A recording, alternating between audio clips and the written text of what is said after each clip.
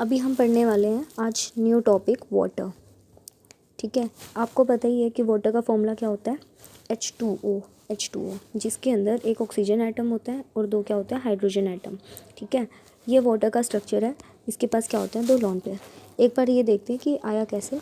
आपको ये ऑक्सीजन दिखाई दे रहा है, ऑक्सीजन के आखिरी में कितने इलेक्ट्रॉन्स होते हैं, और एटॉमिक नंबर इज़ 8। तो 1s2 2s2 कितना होगा, 2p4। ओके, अब उसके बाद आप यहाँ पर सेकंड शेल देख सकते हो। ये न्यूक्लियस फर्स्ट शेल और ये रही सेकंड शेल। सेकंड शेल में टोटल कितने इलेक्ट्रॉन्स हैं, 6। तो वाटर में ऑक्सीजन के आसपास कितने इलेक्ट्रॉन्स होते हैं, 6 हैं। तो उन 6 इलेक्ट्रॉन में से 1 2 3 4 5 और 6, ये दो इलेक्ट्रॉन ने तो क्या कर लिया, हाइड्रोजन के साथ बॉन्डिंग, और बचे दो लोन पेयर।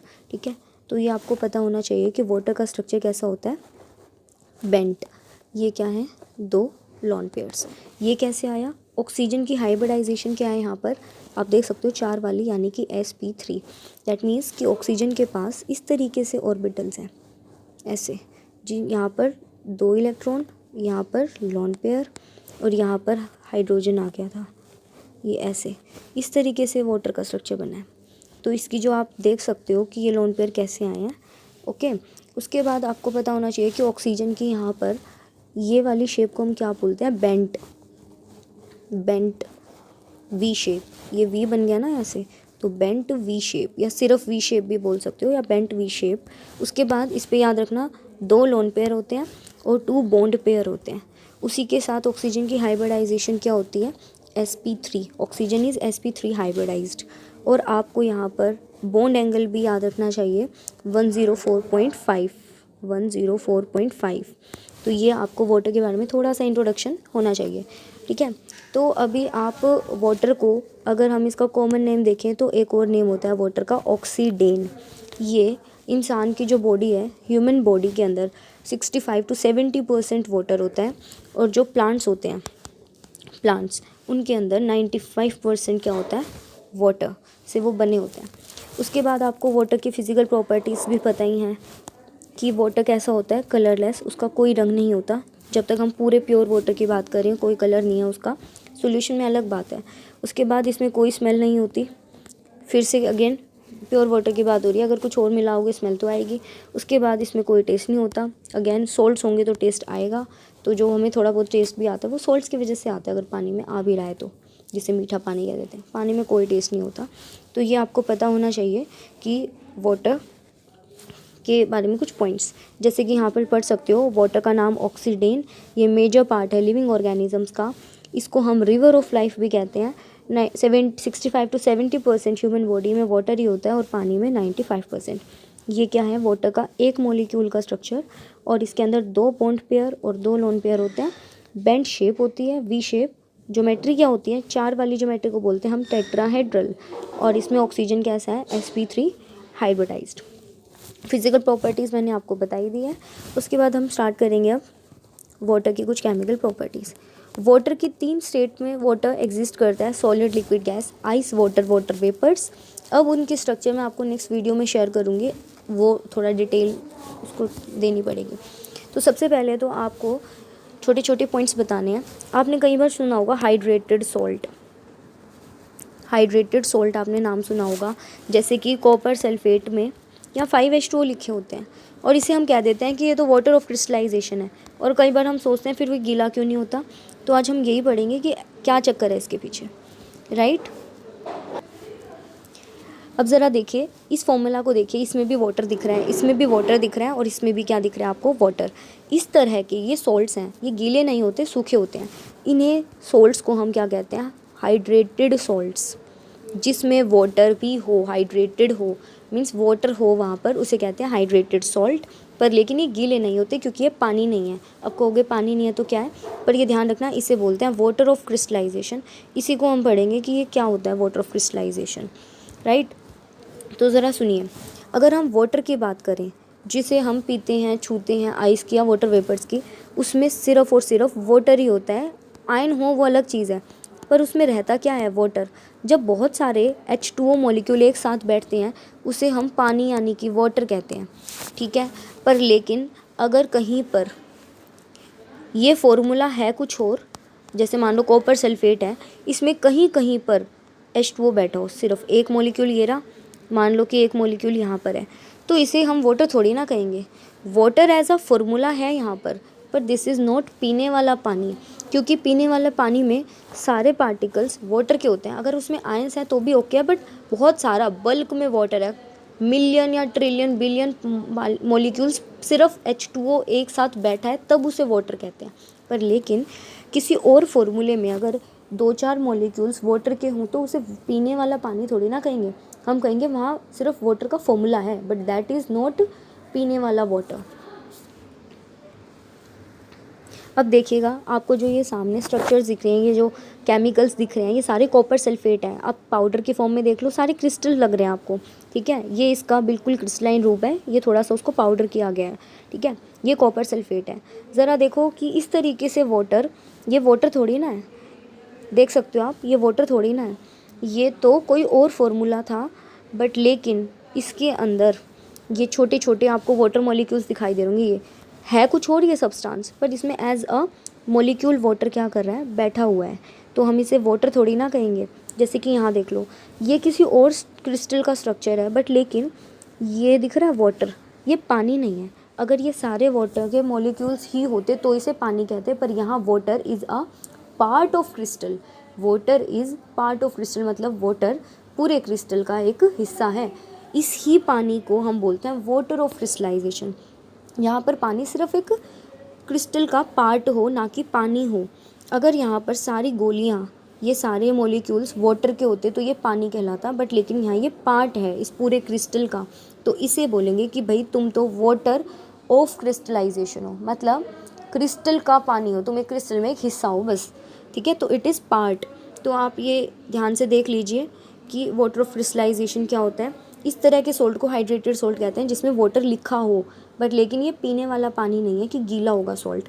जैसे कि यहाँ देखिए, यहाँ क्या लिखा है, कॉपर सल्फेट 5H2O, तो ये कॉपर सल्फेट के पास 5 H2O है, ये वाटर ऑफ क्रिस्टलाइजेशन है। वाटर ऑफ क्रिस्टलाइजेशन का क्या मतलब हुआ कि water is part of crystal structure. ध्यान रखना, वाटर ऑफ क्रिस्टलाइजेशन वो पानी नहीं है, क्या है, पार्ट ऑफ क्रिस्टल, उस क्रिस्टल का एक छोटा सा हिस्सा है।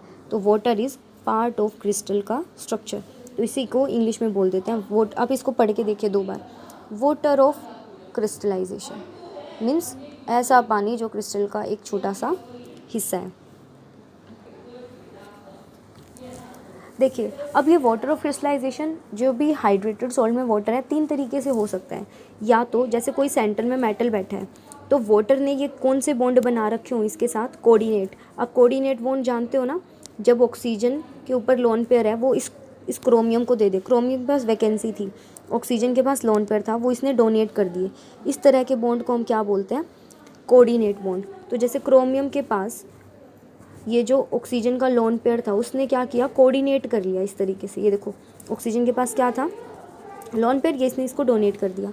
तो जब वाटर क्या कर रहा हो, कोऑर्डिनेट कर रहा हो, तो उसे बोलेंगे कोऑर्डिनेटेड वाटर। समझ आया, कोऑर्डिनेटेड वाटर कब कहेंगे, जब कोऑर्डिनेशन बॉन्ड बन रखा हो। कई बार क्या होता है कि वाटर कोऑर्डिनेट बॉन्ड नहीं बनाता। ये मान लो कि मेरे पास कोई सॉल्ट है, ये सॉल्ट है किसी चीज़ का, पर वाटर कहाँ बैठा हो, इंटरस्टिशियल साइट में।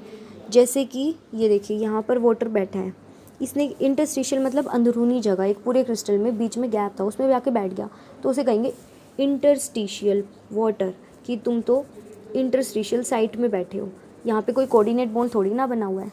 तो जब जब वाटर कोऑर्डिनेट बॉन्ड बना लेता है, उसे कहते हैं कोऑर्डिनेटेड वाटर। जब वो इंटरस्टिशियल साइट में बैठ जाता है तो इंटरस्टिशियल वाटर। और कई बार क्या करता है वाटर, हाइड्रोजन बॉन्डिंग करता है। जैसे कि मैं आपको आज एक बार कॉपर सल्फेट का स्ट्रक्चर सिखाती हूँ। देखिए, कॉपर सल्फेट डॉट 5H2O, इसका स्ट्रक्चर मैं आपको सिखाती हूँ कैसा होता है। सबसे पहले कॉपर, देखिए यहाँ पर 2 आयंस है, कॉपर और सल्फेट। सल्फेट मैंने आपको कई बार सिखा रखा है, ये होता है सल्फेट। कैसे, 2 बार डबल बॉन्ड O और 2 बार O, उस पर एक माइनस, इस चीज़ को आप SO4 कहते हो, सल्फेट कहते हो। तो मैं आप कॉपर सल्फेट का एक बार तुम्हें स्ट्रक्चर सिखाती हूँ, 5H2O कैसे होते हैं। इस पर 2 चार्ज दिख रहे हैं कॉपर और सल्फेट पे, तो कॉपर पे 2+ चार्ज था, और यहाँ पर SO4 भी आसपास बैठा है संभालने के लिए, यानी कि क्या करने के लिए, सिर्फ देखिए मैं आपको बता रही थी कि कॉपर सल्फेट का स्ट्रक्चर कैसा होता है। ये रहा कॉपर सल्फेट, इसका रंग मैंने आपको दिखाया था कैसा होता है, नीला यानी कि ब्लू।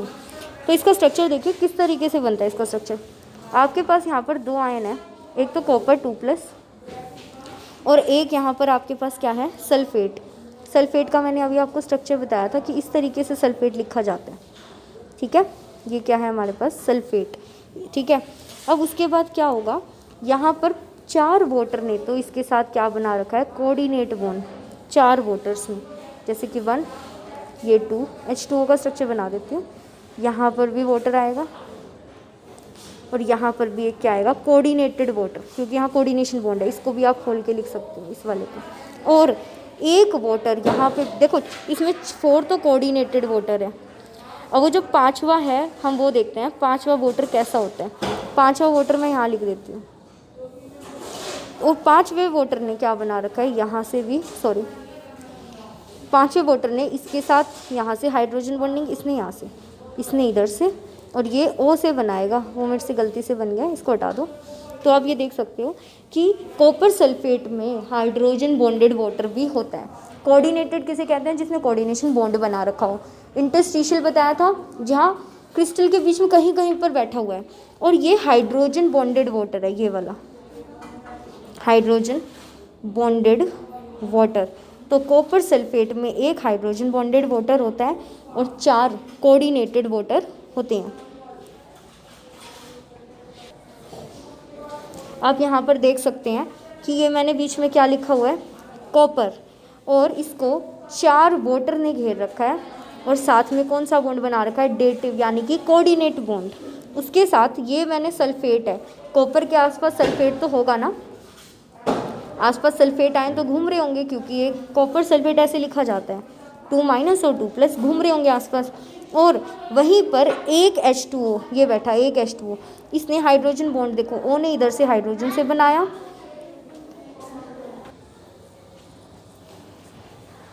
हाँ जी। देखिए हम कहाँ पर थे लास्ट में, कॉपर सल्फेट पर। तो ये रहा आपका कॉपर सल्फेट। मैंने अभी आपको बताया था कि यहाँ पर 4 वाटर ने तो क्या बना रखे हैं, हाइड्रोजन बॉन्ड ऐसे, राइट। और यहाँ पर एक जो वाटर होता है उसने इसके साथ इसके साथ इसके साथ क्या बना रखे, हाइड्रोजन बॉन्ड। यहाँ पे कोऑर्डिनेट और यहाँ हाइड्रोजन।